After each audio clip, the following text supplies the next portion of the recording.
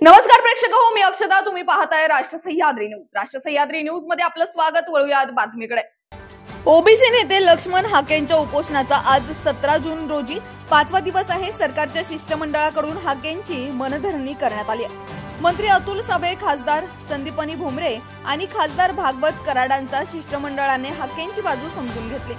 लक्ष्मण हाकेंची तब्येत खालावली असल्याने शिष्टमंडळाने पाणी पिण्याची विनंती केली. मात्र पाणी पिण्यास नकार देत लक्ष्मण हाकेंनी पाणी त्याग चालूच ठेवलाय.